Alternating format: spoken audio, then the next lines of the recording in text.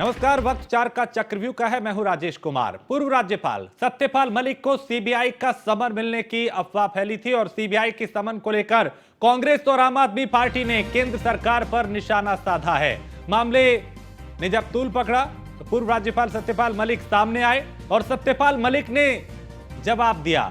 वो Twitter account ही fake है। आम आदमी पार्टी और कांग्रेस कह रही है कि सीबीआई ने समन भेजा है, सत्यपाल मलिक इससे इनकार कर रहे हैं। क्या चुनाव को लेकर जाटों को भड़काने की कोई साजिश हो रही है? क्या सत्यपाल मलिक को मोहरा बनाया जा रहा है? सवाल कई हैं, लेकिन फिलहाल इस समन को लेकर चर्चा खूब हो रही थी, सियासत खूब हो रही थी, आरोप प्रत्यारोप का दौर शुरू हो चुका था, लेकिन इसको अफवाह बताया गया है। तो जम्मू कश्मीर के पूर्व राज्यपाल सत्यपाल मलिक को सीबीआई का समन मिलने की जो अफवाह है, यानी जो समन मिलने की बात की जा रही थी, दरअसल वो अफवाह निकली और सीबीआई की समन को लेकर कांग्रेस और आम आदमी पार्टी ने केंद्र सरकार पर निशाना साधा। कांग्रेस का ये ट्वीट देखिए, ऑफिशियल ट्वीट है कि आखिरकार पीएम मोदी से रहा न गया, सत्यपाल मलिक जी ने देश के सामने उनकी कलई खोल दी। अब सीबीआई ने मलिक जी को बुलाया है। यह तो होना ही था। एक चीज और होगी, गोदी मीडिया अब भी चुप रहेगा, लिखकर रख लीजिए। यह कांग्रेस का ऑफिशियली ट्विटर अकाउंट है जिससे यह ट्वीट किया गया था। तो आम आदमी पार्टी और कांग्रेस कह रही है कि सीबीआई ने समन भेजा, जबकि अब खुद सत्यपाल मलिक सामने आए और इसे अफवाह बताया। तो कांग्रेस ने ट्वीट किया, आम आदमी पार्टी ने भी ट्वीट किया। तो सीबीआई के समन को लेकर कांग्रेस और आम आदमी पार्टी ने केंद्र सरकार पर निशाना साधा था। अब सत्यपाल मलिक जो राज्यपाल रहे हैं, उन्होंने सवाल उठाया है पुलवामा में जो शहीद हुए हैं उसकी जान बचाई जा सकती है, और भ्रष्टाचार के मामले में उन्होंने सवाल उठाए तो उसके यहाँ सीबीआई का नोटिस। अडानी के खिलाफ बोले, मोदी के खिलाफ बोले तो सेंट्रल एजेंसी तुरंत पहुंच जाती है। अब सत्यपाल मलिक। और वहीं इस मामले पर केंद्रीय मंत्री वीके सिंह से खास बात की हमारे संवाददाता ने। उन्होंने क्या कुछ कहा, उन्हें सुनते हैं।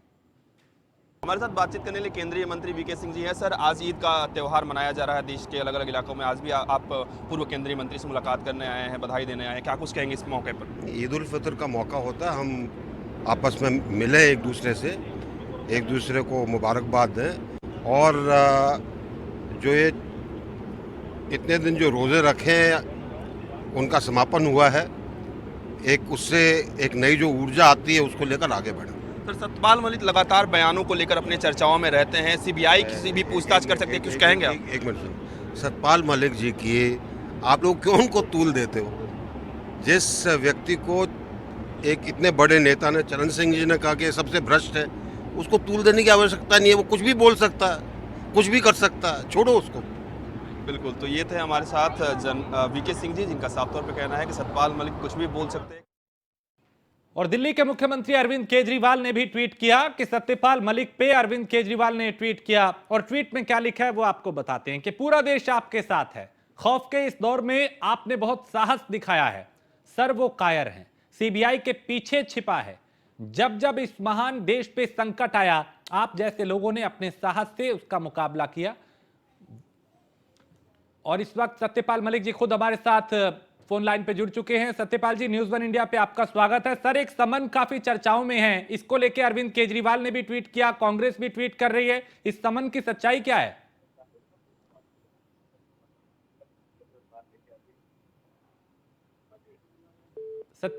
मेरी आवाज उन तक नहीं पहुंच पा रही, फिर कोशिश करेंगे उनसे संपर्क हो और वो खुद इस तस्वीर से पर्दा उठाएं। हालांकि तस्वीर लगभग साफ हो चुकी है कि ये जो समन की बात की जा रही है, दरअसल वो एक तरह की अफवाह है और इसको ही आधार बना के विपक्ष सरकार को घेर रहा है। तो सत्यपाल मलिक इससे इनकार कर रहे हैं, इस समन से।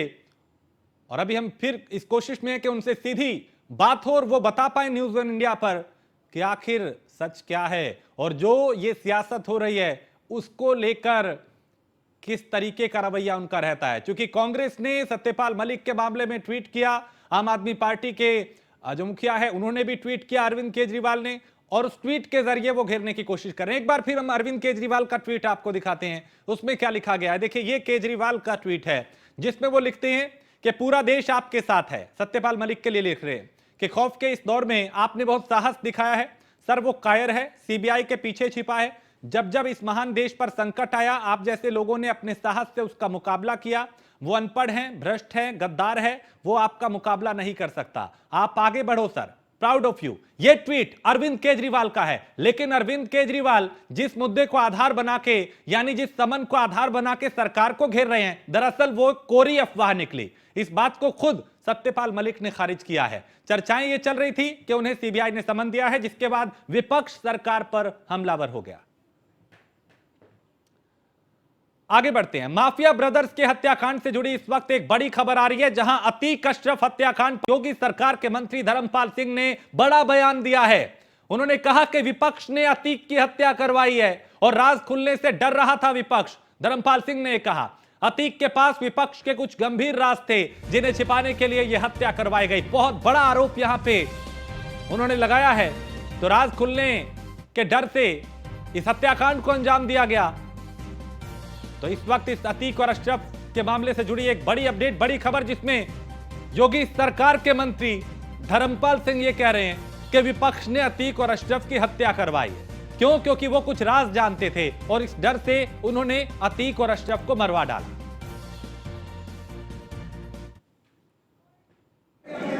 ये कह रहा है कि अतीक का मामला जो था ये जुल्म के इंतहा हैं, उसके साथ कानूनी इंसाफ नहीं हुआ। अतीक को जो है शहीद बनाने की कोशिश की जा रही है। इसको क्या देखिए, सच तो ये है अतीक की हत्या कराने का काम विपक्ष का ही है जी। कुछ गंभीर राज खुलने वाले थे, इसलिए विपक्ष ने उसकी हत्या करा। और मुजम्मिल दानिश संभल से हमारे संवाददाता इस खबर पे ज्यादा जानकारी के साथ। मुजम्मिल, बड़ी बात यहां पे धर्मपाल सिंह कह रहे हैं, वो कह रहे हैं कि विपक्ष ने अतीक और अशरफ की हत्या करवा दी महज कुछ राज छिपाने के लिए। मैं आपको बता दूं कि जिस तरह से लगातार अतीक और उसके भाई की हत्या के बाद लगातार राजनीतिक गलियारों में चर्चाएं शुरू हुई हैं, और आज जिस तरह से बयान भारतीय जनता पार्टी के जो संबल प्रभारी हैं यहाँ पर नगर पालिका की एक बैठक चुनाव की भाजपा करने आए थे, जिसके बीच उन्होंने बताया है कि जो अतीक और उसकी हत्या की गई है वो विपक्ष का हाथ है। तो सीधी तौर पर जिस तरह से सवालिया निशान उन्होंने यहाँ पर लगाते हुए कहा है कि जो विपक्ष है उसने ही हत्या कराई है। फिलहाल इसके बाद और राजनीतिक इस प्रकरण में गर्मा गई है। अब देखना ये कि जो प्रकरण है वो किस तरह से किया जा सकता है, लेकिन विपक्ष लगातार सवालिया निशान भाजपा पर लगा रहा था। इससे पहले संभल के सांसद डॉक्टर शफीकुर रहमान बर्क ने कहा था कि ये सारी जो हत्या का है वो सब गवर्नमेंट की नहीं कराई है। चलिए, बहुत शुक्रिया मुजम्मिल जानकारी के लिए। तो अतीक और अशरफ की भले ही 3 हमलावरों ने हत्या कर दी, लेकिन अतीक सियासत में अभी जिंदा है और कोई ना कोई नेता, चाहे सत्ता पक्ष का हो या विपक्ष का हो, कहीं ना कहीं अतीक का जिक्र जरूर अपने बयान में कर रहा है। और अतीक अहमद की पत्नी शाइस्ता परवीन के बारे में नए नए खुलासे हो रहे हैं। अब तक शाइस्ता के जितने भी वीडियो सामने आए हैं उसमें अतीक के शूटर और गुरगेज शाइस्ता के साथ परछाई की तरह दिखाई दे रहे हैं।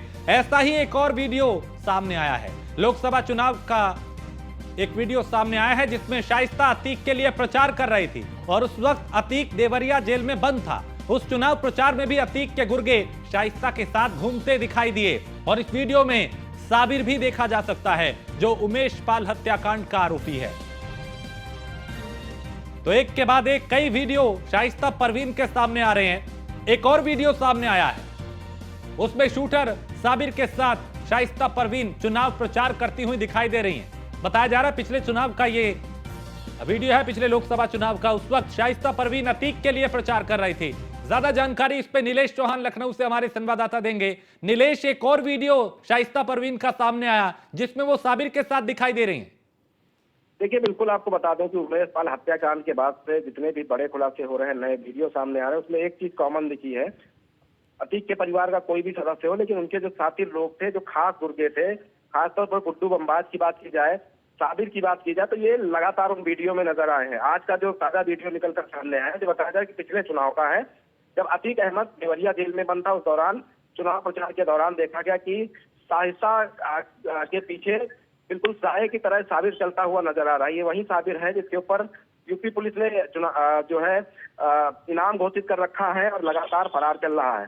कहीं ना कहीं जितने भी वीडियो अभी तक निकल कर सामने आए उसमें साबिर या गुड्डू मुस्लिम लगातार साये की तरह शाइस्ता परवीन के साथ नजर आया है। आज के वीडियो में भी वैसा ही कुछ दिखाई दे रहा है।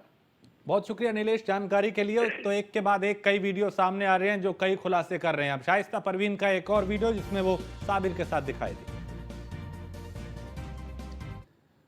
और एटा में समाजवादी पार्टी के पूर्व विधायक रामेश्वर सिंह यादव और जोगेंद्र सिंह यादव के खिलाफ पुलिस ने गैंगस्टर एक्ट मामले में चार्जशीट कोर्ट में दायर की है। बता दें कि गैंगस्टर एक्ट समेत जोगेंद्र सिंह यादव पे 84 और रामेश्वर सिंह यादव पे 89 मुकदमे दर्ज हैं।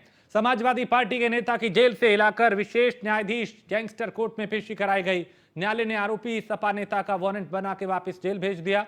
वहीं विशेष न्यायाधीश गैंगस्टर कोर्ट में जोगेंद्र सिंह यादव के अधिवक्ता और आरोपी सपा नेता ने चार्जशीट को गलत बताया।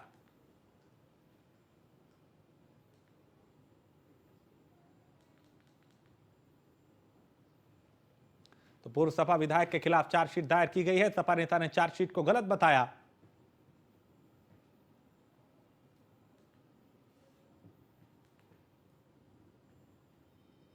तो जोगेंद्र सिंह यादव के खिलाफ कई मामले। दरअसल एटा में समाजवादी पार्टी के पूर्व विधायक रामेश्वर सिंह यादव और जोगेंद्र सिंह यादव के खिलाफ पुलिस ने गैंगस्टर एक्ट मामले में चार्जशीट कोर्ट में दायर की है। आरबी द्विवेदी इस पे ज्यादा जानकारी हमारे संवाददाता देंगे। आरबी द्विवेदी, ये जो चार्जशीट दायर की गई है उसमें क्या कुछ बताया गया, क्या कुछ लिखा गया जिसको गलत बताया जा रहा है? जी आपको बता दूं, एटा के जो दिग्गज नेता है समाजवादी पार्टी के पूर्व विधायक है रामेश्वर सिंह यादव, जोगेंद्र सिंह यादव, ये समाजवादी पार्टी में बड़ा ऊंचा रसूख रखते थे। अखिलेश यादव के बहुत ही नजदीक और करीबी माने जाते थे। तो आज इनकी जो है चार्जशीट को दाखिल किया है, कोर्ट में दायर किया है पुलिस ने। उसी को लेकर के इनको आज तलब किया था जेल से। जेल में बंद है ये दोनों भाई, और इनको जो है आज कोर्ट में तलब किया गया था। तो वहाँ जो जज के सामने इन्होंने अपनी बताई कि पुलिस ने जो है इस झूठे तरीके से हमें जो है रजिस्ट्रेशन जो है फंसा करके और गलत तरीके से चार्जशीट पेश की गई है। तो गैंगस्टर एक्ट मामले में ये जो दोनों जिनकी जांच चल रही थी, विवेचना चल रही थी, उसमें आज जो चार्जशीट दाखिल की गई है उसी को इन्होंने एक तरीके से कह सकते हैं कि चैलेंज किया है, और कुछ जो लेकर के पक्की नकलें लेकर के, और हाई कोर्ट जो है आगे का जो उच्च कोर्ट है उसमें जाकर के अपनी अपील दायर करेंगे। तो इन्होंने सीधे सीधे कहा है कि जो हमको जो है गलत तरीके से पता, जबकि इन पर लगभग 88 मुकदमे दर्ज है पहले से ही। और गैंगस्टर एक्ट के मामले में जो है इसका जो गैंगस्टर मामले में गैंग बना करके रामेश्वर जो यादव है पूर्व विधायक, उनको गैंग का लीडर बताया गया है। और वही जो है जोगेंद्र सिंह यादव जो पूर्व जिला पंचायत अध्यक्ष रहे हैं, इनको जो है इसका सक्रिय सदस्य पता है। तो वही निश्चित तौर पर ये कहा जा रहा है कि जो है ये जो है पुलिस के द्वारा हमें फंसाने की जो है उन्होंने जज के सामने अपनी की थी। चलिए, बहुत शुक्रिया आरबी द्विवेदी इस तमाम जानकारी के लिए। और हाई राइज सोसाइटी में लिफ्ट में लोगों के फंसने के मामले में लगातार ये जो मामले हैं वो बढ़ रहे हैं। हाल ही में नया मामला ग्रेटर नोएडा की नामी सोसाइटी एम्स एवेन्यू से सामने आया, जहां करीब 20 मिनट तक लोग लिफ्ट में फंसे रहे और मदद की गुहार लगाते रहे, पर इस दौरान मेंटेनेंस ने उनकी एक ना सुनी, जिससे सोसाइटी में रहने वाले लोगों में काफी गुस्सा है। और निशांत शर्मा हमारे ब्यूरो चीफ नोएडा से इस खबर पे ज्यादा जानकारी के साथ। निशांत, लिफ्ट में कई मामले ऐसे सामने आ रहे हैं, एक और मामला जहां कई मिनटों तक, काफी देर तक लोग लिफ्ट में फंसे रहे। वीडियो सामने आई है, जिस तरीके से देखा जाए, हालांकि आए दिन मामले सामने आ रहे हैं, लिफ्ट में फंसने के मामले आ रहे हैं, जहां लिफ्ट के अंदर खुद जो फंसे लोग हैं वो खुद वीडियो बना रहे हैं, और वीडियो बनाने के बाद खुद कह रहे हैं कि आधा घंटा हो गया, कोई भी बचाने वाला नहीं है, कोई गार्ड नहीं सुन रहा, कोई मेंटेनेंस नहीं सुन रहा। और लगातार इस तरीके के हाई राइज सोसाइटी के मामले सामने आ रहे हैं। हालांकि जो लोग हैं वो कार्रवाई की मांग कर रहे हैं और कह रहे हैं कि कब कानून बनेगा लिफ्ट को लेकर। और कहीं ना कहीं जिस तरीके से देखा जाए, अभी बीते दिन फिर घटना लिफ्ट में एक स्कूल का बच्चा फंसा था, उससे पहले कई घटना ऐसी आ चुकी है जो लिफ्ट में फंसने की। लेकिन लगातार जो हाई राइज सोसाइटी में है, अपनी मनमानी जो है वो देखने को मिल रही है। बहुत शुक्रिया निशान जानकारी के लिए। और इसी का नतीजा है कि लोग काफी देर तक यहां पे फंसे रहे। अब उन लोगों में काफी गुस्सा है मेंटेनेंस डिपार्टमेंट के लिए। तो ग्रेटर नोएडा की नामी सोसाइटी जहां पे लोग लिफ्ट में काफी देर तक फंसे रहे। खबर अमेठी से है, जहां कांग्रेस प्रत्याशी रमित कुमार कौशल ने नामांकन दाखिल किया और मुसाफिर खाना नगर पंचायत अध्यक्ष पद के प्रत्याशी हैं रमित, और 3 सीटों में अपना नामांकन पत्र, 3 सेट जो थे उसमें उन्होंने अपना नामांकन पत्र दाखिल किया है।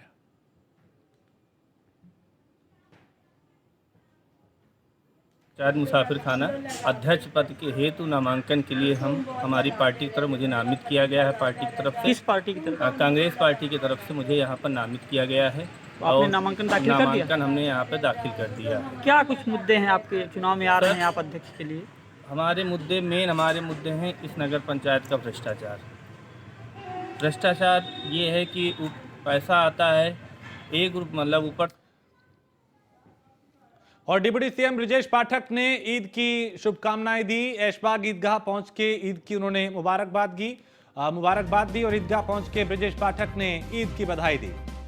डिप्टी सीएम के साथ मंत्री दानिश आजाद भी मौजूद रहे। समाजवादी पार्टी के प्रमुख अखिलेश यादव भी ईदगाह पहुंचे और सौहार्द और भाईचारे का प्रतीक ईद के पर्व की अखिलेश यादव ने भी शुभकामनाएं दी।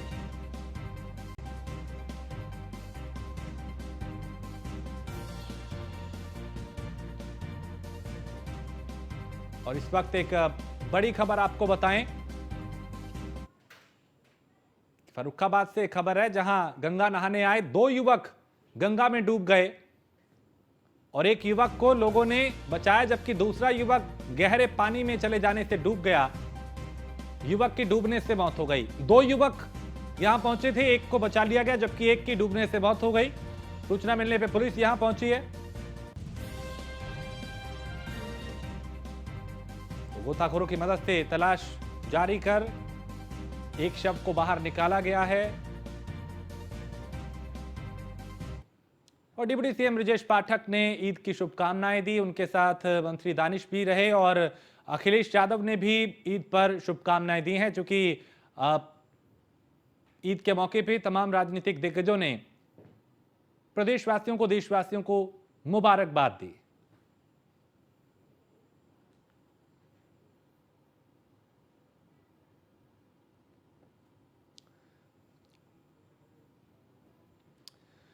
और अपने विवादित बयानों को लेकर हमेशा सुर्खियों में रहने वाले समाजवादी पार्टी के सांसद शफीकुर रहमान बर्क ने इस बार अपनी ही पार्टी के खिलाफ मोर्चा खोल दिया।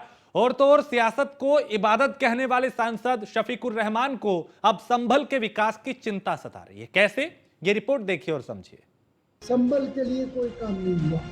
संभल बिल्कुल आज भी नंगा है, सड़कें ठीक नहीं है, नालियाँ ठीक नहीं है, नाले ठीक नहीं है और यहाँ की बिजली पानी की हालत भी अच्छी नहीं है। तो ये सारी चीज़ें चूँकि तवज्जो इसको सुधारने की और ठीक करने की, इसमें रौनक बढ़ाने के लिए नहीं की गई, बल्कि खाने की बात की गई। वो पैसा जो सड़कों पर, हमारी नालियों पर, नालों पर और गलियों पर लगना चाहिए था, वो न लग के जो लोगों के पेट में चला।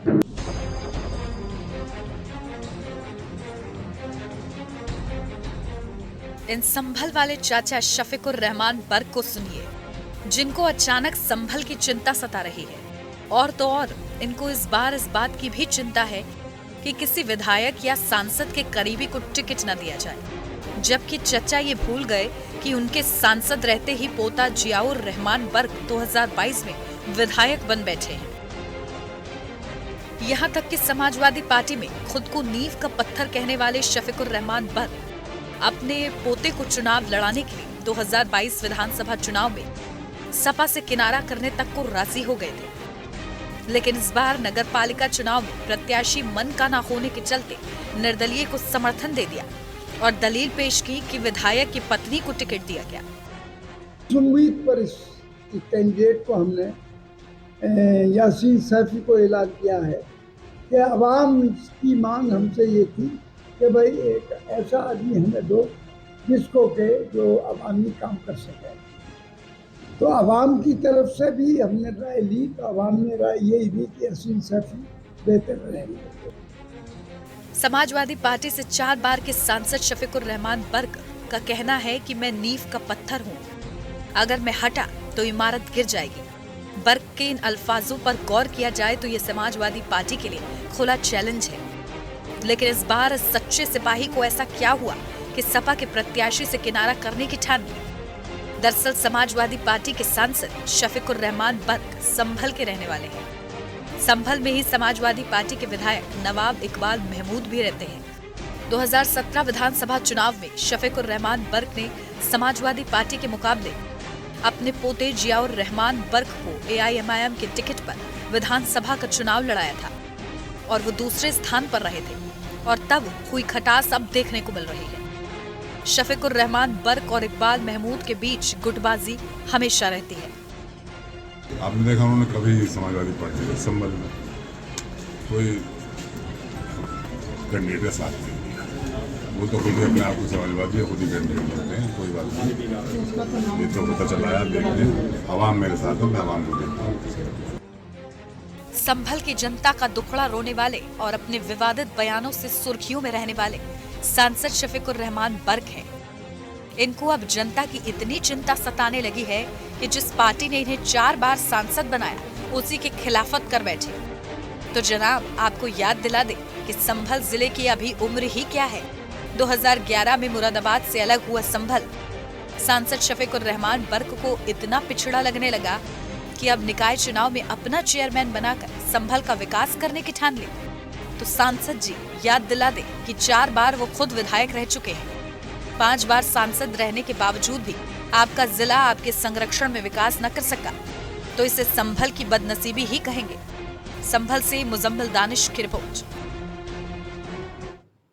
और निकाय चुनाव में मतदान से पहले ही पार्टी पदाधिकारियों की खींचतान में कांग्रेस पार्षदों की 25 सीटों पे लड़ाई के बाहर हो गई है। 25 सीटों से और कुछ सीटों पे नामांकन ही नहीं हो सका, तो कुछ उम्मीदवारों के पर्चे ही खारिज हो गए।